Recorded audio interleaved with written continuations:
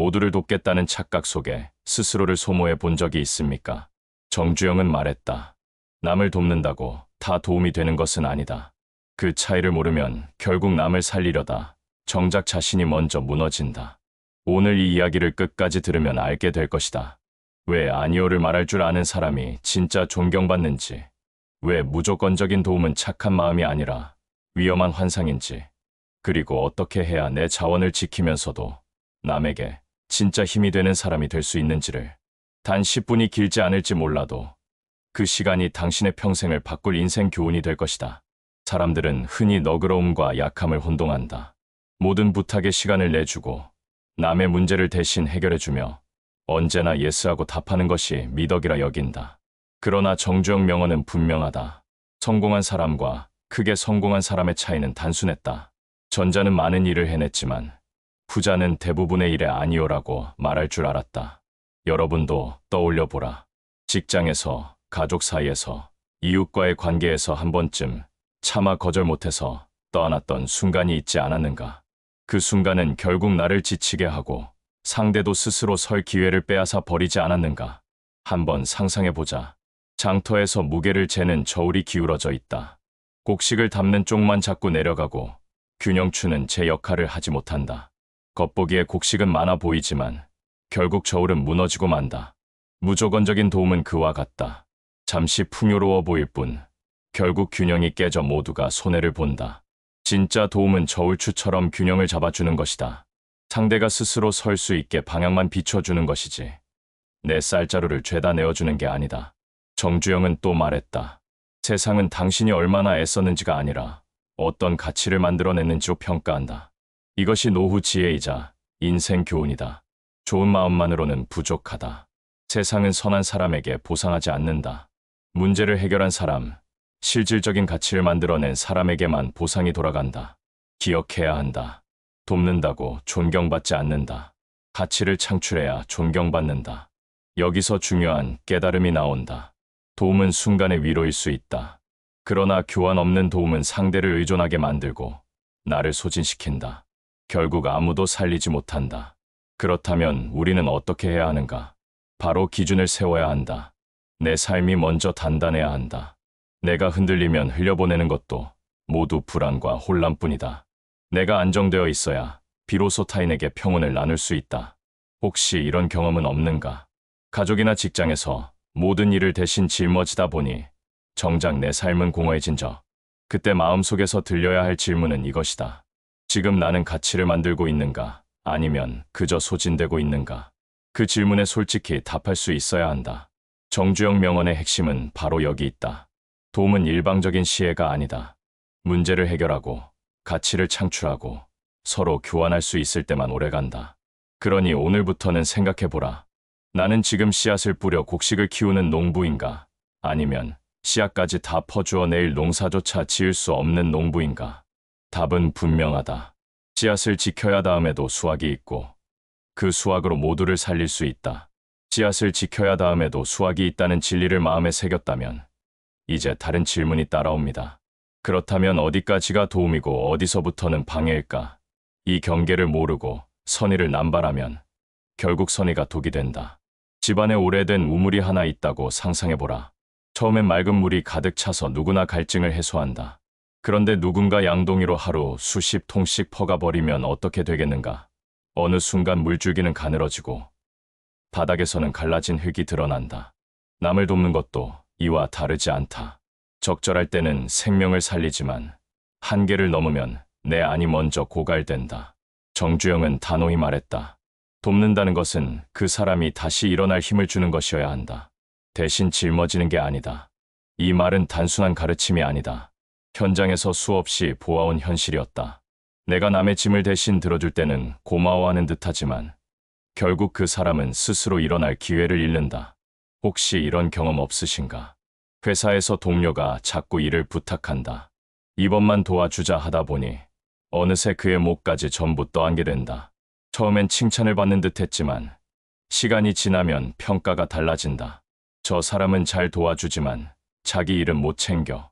결국 존중이 아니라 무시를 받게 된다. 도움은 오히려 내 가치를 깎아내리는 칼날이 될 수 있다. 여기서 얻는 깨달음은 분명하다. 돕는다는 건 곧 경계를 세운다는 뜻이다. 경계 없는 도움은 의존을 키우고 경계 있는 도움만이 존중을 키운다. 이 차이를 깨닫지 못하면 평생 나는 좋은 일을 한다는 착각 속에서 소진된다. 비유를 바꿔보자. 시계추가 일정하게 움직일 때만 시계가 시간을 잰다. 그런데 시계추가 한쪽으로 멈춰버리면 톱니바퀴는 굳고 결국 시계 전체가 멈춘다. 도움도 그렇다. 균형을 잃으면 관계 전체가 멈추고 만다. 정주영은 또 이렇게 말했다. 세상은 착한 마음에 보상하지 않는다. 문제를 해결한 사람에게만 보상이 돌아간다. 이것이 바로 삶의 냉정한 진실이다. 마음만 쓰는 것으로는 존중을 얻을 수 없다.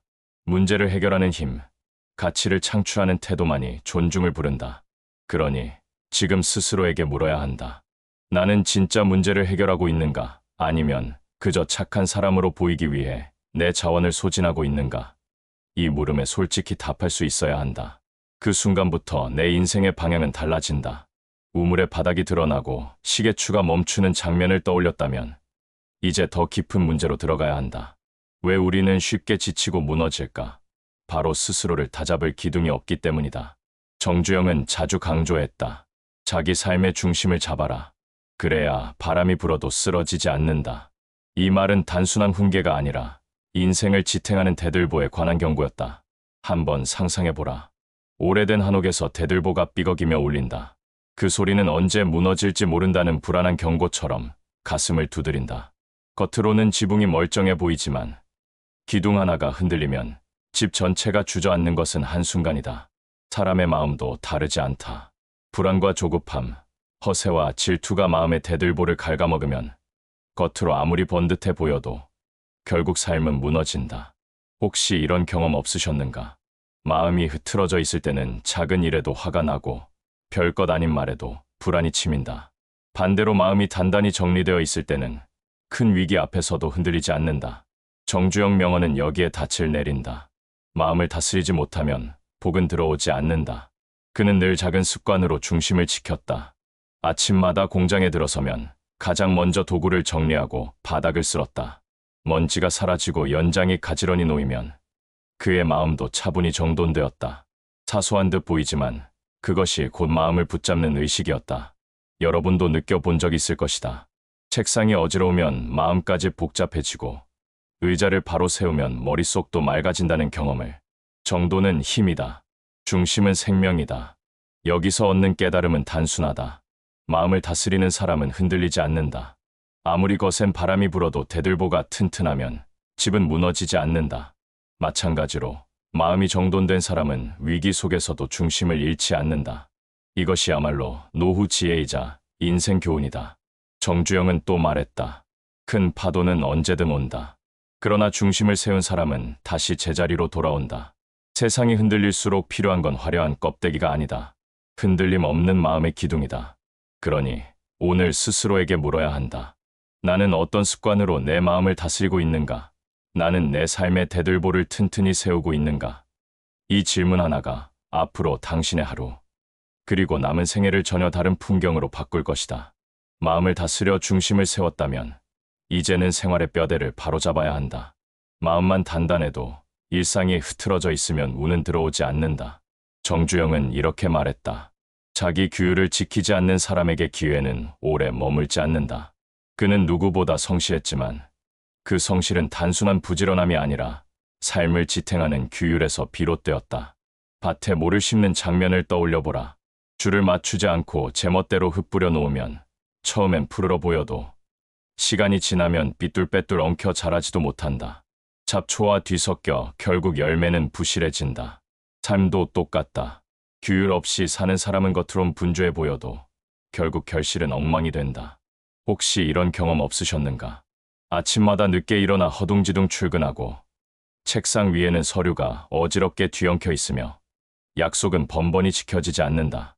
그럴 때일수록 일은 꼬이고 사람들은 신뢰를 걷어간다. 반대로 생활이 정돈된 사람은 작은 말에도 무게가 실린다. 정리된 삶은 곧 신뢰다. 규율은 무게다. 규율은 신뢰다. 정주영 명언은 단호하다. 자신과의 약속을 지키지 않는 자는 남의 신뢰도 얻지 못한다. 그는 정해진 시간에 일어나고 하루의 기록을 빠짐없이 남겼다. 단순해 보이는 작은 습관이 쌓여 결국 큰 신뢰를 만들었다. 여러분도 기억할 것이다. 지각과 실수, 불필요한 지출이 겹쳐 큰 손실이 된 경험을. 반대로 사소한 규칙 하나만 지켜도 일이 매끄럽게 풀렸던 날이 있지 않았는가. 이 차이가 바로 운명을 갈라놓는다. 여기서 중요한 깨달음은 분명하다. 규율은 자유를 억압하는 쇠사슬이 아니다. 오히려 자유를 살리는 토대다. 논의 모를 일정한 간격으로 심어야 황금빛 벼가 자라듯 삶에 규율이 있어야 풍성한 결실이 맺힌다. 이것이야말로 정주영 명언이 전하는 인생 교훈이자 노후 지혜의 핵심이다. 정주영은 다시 말했다. 운은 우연히 오는 것 같아도 규율 있는 사람 곁에만 머문다. 그렇다. 운은 아무에게나 오래 머물지 않는다. 자신과의 약속을 끝까지 지킨 사람, 그 사람만이 기회의 문을 열어젖힌다. 그러니 오늘 자신에게 물어야 한다. 나는 스스로와의 약속을 지키고 있는가? 나는 내 삶의 뼈대를 바로 세우고 있는가? 이 질문에 솔직히 답하는 순간 당신의 신뢰와 운명이 달라진다. 규율 있는 삶이 신뢰와 운을 불러온다면 마지막으로 잊지 말아야 할 진실이 있다. 남을 돕기 전에 반드시 나 자신을 먼저 세워야 한다는 것이다. 정주영은 말했다. 내가 무너지면 그 무엇도 지킬 수 없다. 그는 가족을 사랑했고 직원들을 아꼈지만 언제나 먼저 자기 기반을 다졌다. 몸과 마음, 생활의 기둥을 세워야 비로소 타인에게 힘을 줄 수 있다는 것을 알았기 때문이다. 한번 상상해보라. 비행기 안에서 산소 마스크가 떨어질 때 승무원은 늘 이렇게 말한다. 자신의 마스크를 먼저 착용하시오. 이유는 단순하다. 내가 호흡하지 못하면 아이도 옆 사람도 도울 수 없기 때문이다. 인생도 다르지 않다. 내가 불안정하면 밖으로 흘러나오는 건 불안뿐이고 내가 단단하면 주변에 번지는 것도 안정이다. 혹시 이런 경험 없으셨는가? 내가 힘겨워 무너져 있을 때 도운 일은 오히려 불평으로 돌아왔던 저. 반대로 내가 안정되어 있을 때는 작은 도움도 큰 울림으로 전해졌던 저. 바로 이것이 차이다. 정주영 명언은 마지막까지 분명하다. 진짜 도움은 떠드는 것이 아니라 자기 삶으로 증명하는 것이다. 스스로를 세운 사람은 굳이 돕겠다고 말하지 않아도 이미 빛이 된다. 내가 먼저 빛나야 다른 이의 길도 비출 수 있다. 내가 먼저 강해야 다른 이도 강하게 이끌 수 있다. 내가 먼저 행복해야 그 행복이 주변으로 흘러간다. 여기서 얻는 깨달음은 단호하다. 자신을 세우지 못한 채 남을 돕는 것은 결국 나도 상대도 무너뜨린다. 반대로 자신을 먼저 세운 사람은 그 힘으로 더 많은 일을 일으킨다. 이것이야말로 오래도록 이어지는 진짜 사랑이자 인생 교훈이다. 그러니 오늘부터 마음속에 물어보라. 나는 지금 내 마스크를 먼저 쓰고 있는가? 나는 스스로를 단단히 세우고 있는가? 이 질문 하나가 앞으로의 삶 전체를 바꾸게 될 것이다. 이제 선택은 여러분께 달려 있습니다. 오늘 들으신 이야기를 흘려버릴 수도 있고 마음속 깊이 새겨 삶의 지침으로 삼으실 수도 있습니다. 그 차이가 앞으로의 인생을 전혀 다른 길로 이끌게 될 것입니다. 오늘 영상이 작은 울림이라도 드렸다면 일상 속에서 직접 실천해 보시기를 권합니다. 행동으로 이어질 때 비로소 진짜 변화가 시작되기 때문입니다. 앞으로도 정주영 명언과 함께 노후의 지혜, 인생의 교훈을 차분히 전해드리겠습니다. 관심 있게 지켜봐 주시고 더 많은 이야기를 이어가실 수 있도록 이 채널을 함께해 주시기 바랍니다. 오늘 여러분은 스스로를 지키는 법을 배웠습니다. 그것이야말로 사람도, 운도, 돈도 자연스럽게 끌어당기는 시작입니다. 끝까지 함께해 주셔서 진심으로 감사드립니다.